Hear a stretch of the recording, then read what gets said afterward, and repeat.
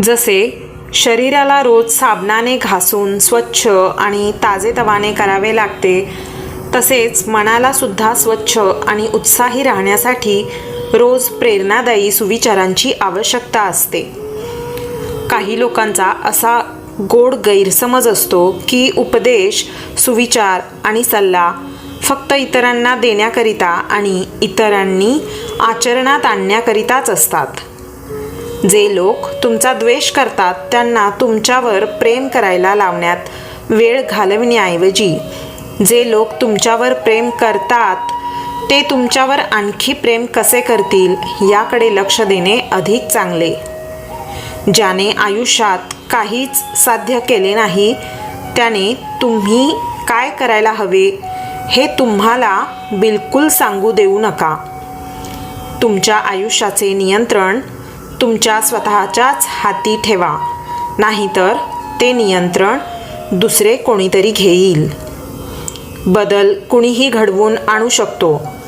जे कराल ते मनापासून करा. मनापासून प्रयत्न केल्यास बदल हा घडतोच. प्रत्येकजण जग बदलायचा विचार करतो, पण स्वतःला बदलायचा विचार कुणीच करत नाही. जर तुम्हाला असं वाटतंय की तुम्ही सत्याच्या बाजूने उभे आहात, तर मग अशा वेळेस तुमच्या विरोधात कोण कोण उभे आहे याचा विचार लढताना करू नका. कणखरपणा हा आत्म्यामध्ये आणि मनामध्ये असतो, स्नायूमध्ये नाही. कुठल्याही आजारावर उपचार करण्याआधी मनावर करा. कुलुपे फक्त प्रामाणिक माणसांनाच दूर ठेवतात. कोणतेही काम हलके किंवा कमी दर्जाचे नसते, पण वृत्ती मात्र हलक्या दर्जाची असू शकते. ज्या माणसाला स्वतःचे असे अंतस्थ आयुष्य नसते तो आजूबाजूच्या परिस्थितीचा गुलाम असतो. माझ्या मालकीच्या किती गोष्टी आहेत यावरून माझी समृद्धी आणि श्रीमंती ठरत नाही, तर माझ्या गरजा किती कमी आहेत यावरून ते ठरते. काही वेळेला आजूबाजूची परिस्थिती बदलण्यापेक्षा स्वतःलाच बदलण्याची गरज असते. आपल्या परिस्थितीमुळे नाही, तर आपल्या मनोवृत्तीमुळे आपल्याला आनंद मिळत असतो. असे वागा की तुम्ही जे काही करणार त्याने काही ना काही फरक नक्की पडणार आहे, आणि तो पडतोच. ज्याचेकडे जगण्याचे सबळ कारण आहे असा माणूस कसेही करून आयुष्यातील कशाही आणि कोणत्याही गोष्टीतून हमखास तरून जातो आणि सहन करतो. दररोज संध्याकाळी मी माझ्या काळजा देवावर सोपवून देते, तसाही तो रात्रभर जागाच असतो. स्वप्ने पाहिली पाहिजेत, ती पूर्ण होतात. नाहीतर निसर्गाने आपल्याला ते पाहण्याची शक्ती कशाला बरे दिली असती. काही लोक यशाची फक्त स्वप्ने बघतात, इतर लोक जागे होऊन ती स्वप्ने पूर्ण होण्यासाठी धडपडतात. तुमच्या मनातील तुमचे किंवा दुसऱ्या कुणाचे एखादे गुपित कधीही कुणालाही सांगू नका, अगदी मित्रालाही नाही. तो कधीतरी ते गुपित इतरांजवळ उघडे करणारच. गुपित त्यालाच म्हणतात जे आपण कुणालाच सांगत नाही. आपण स्वतःच आपले गुपित इतरांना सांगण्यापासून स्वतःला रोखू शकत नाही, तर इतर कुणी आपले गुपित लपवून ठेवेल अशी अपेक्षा करणे मूर्खपणाचे नाही काय? नेहमीच दुसरे कोणीतरी तुमचा बचाव करायला आणि तुमच्या समस्या सोडवायला येणार नाही. तुमचा बचाव तुम्हालाच करायचा आहे. तुमच्या समस्या तुम्हालाच सोडवायच्या आहेत. तुमचा रस्ता तुम्हालाच स्वतःलाच चालायचा आहे. दुसऱ्याच्या पराभवाची वाट बघणाऱ्याला हे समजतच नाही की तो दुसऱ्याच्या वेगावर लक्ष ठेवता ठेवता त्याचा स्वतःचा वेग आपोआपच कमी होत असतो. सृष्टी कितीही बदलली तरी जोपर्यंत तुम्ही तुमची दृष्टी बदलत नाही तोपर्यंत तुम्ही सुखी होणार नाही. आपल्या मागच्या पिढीतील लोकांना ज्या गोष्टीबद्दल आपण नावे ठेवली त्यांच्या ज्या गोष्टी आपल्याला आवडल्या नाहीत त्याच नेमक्या जर आपण पुन्हा आपल्या पुढच्या पिढीसोबत करू लागलो तर आपल्यासारखे दंभिक, दुटप्पी, स्वार्थी आणि खोटारडे आपणच. तुम्ही कुणाकडूनच काहीच अपेक्षा ठेवली नाही तर तुम्ही कधीही निराश होणार नाहीत. जीवनात व्यापक अनुभव येण्यासाठी 3 गोष्टी करा: वाचन, पर्यटन आणि श्रवण. खोट्या वाचनापेक्षा स्पष्ट नकार केव्हाही चांगला. मूर्खाचे हृदय जिभेवर असते, शहाण्याची जीभ हृदयात असते. चिंतेसारखे शरीराला जाळणारे दुसरे इतर काहीही नाही.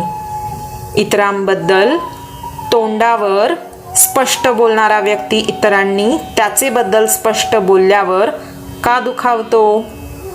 अनुभव म्हणजे तुमच्यासोबत जे घडले ते नव्हे, तर जे घडले त्यावर तुम्ही जे केले तो अनुभव. लोक तुमच्याशी कसे वागतात हे त्यांचे कर्म, पण तुम्ही त्यावर कशी प्रतिक्रिया देता हे तुमचे कर्म. एखादी समस्या सुटण्यासारखी असेल तर चिंता करून काय उपयोग, कारण ती केव्हा न केव्हा सुटणारच. एखादी समस्या सुटण्यासारखी नसेल तरीही चिंता करून काय उपयोग, कारण ती कधी सुटणारच नाही. समस्या कोणत्याही दिशेने येऊ देत, त्या समस्येवरचे समाधान तुमच्याकडून जाऊ द्या. समस्येशी सामना करायला सुरुवात करणे ही समस्या सुटण्याची सुरुवात असते. भीतीला टाळाल तर ती वाढत जाते, भीतीचा सामना कराल तर ती पळून जाते. एखाद्याबद्दल आदर दाखवण्याचा सगळ्यात महत्त्वाचे म्हणजे त्याचे म्हणणे लक्षपूर्वक ऐकणे. प्रत्येकाला प्रत्येक गोष्ट समजवण्याच्या फंद्यात पडू नका, कारण हा तुमचा आयुष्य प्रवास आहे, लोकांचा नाही.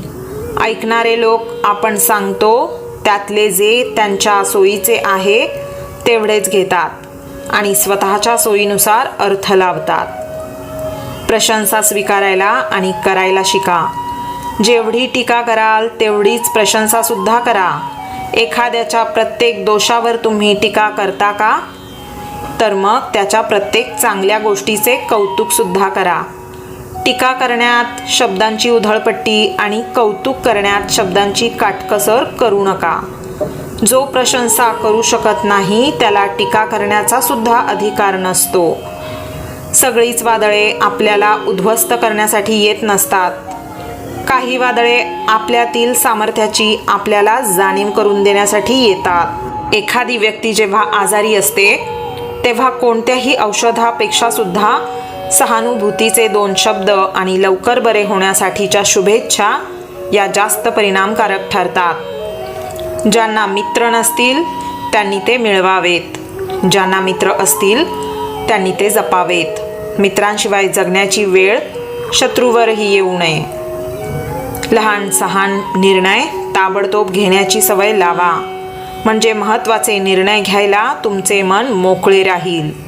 आपण इतरांच्या कशाविषयी तक्रार आणि टीका करतो?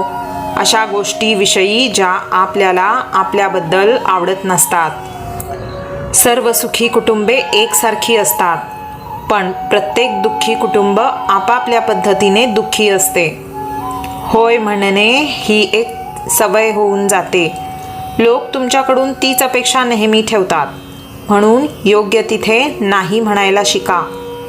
आपण केलेल्या चांगल्या कृत्याची कुणी दखल घेतली नाही तर हरकत नाही, पण त्या विधात्याकडे आणि निसर्गाकडे ती दखल घेतली जाते आणि आपल्या चांगल्या कर्माचे फळ आपल्याला मिळतेच याबद्दल खात्री बाळगा. घरात वादविवादाची आग लागली असेल तर कृपया ती विझवण्यासाठी तुम्ही बाहेरच्या कुणाही नातेवाईकांना बोलवणार असाल तर सावधान, कारण फारच थोडे नातेवाईक सोबत पाणी घेऊन येतील, बाकीचे मात्र पेट्रोल, तेल, हवा असे सगळे पदार्थ घेऊन येतील. कमी बोला, नेमके बोला आणि हळू बोला, म्हणजे लोक तुमचे बोलणे ऐकण्यास उत्सुक असतील.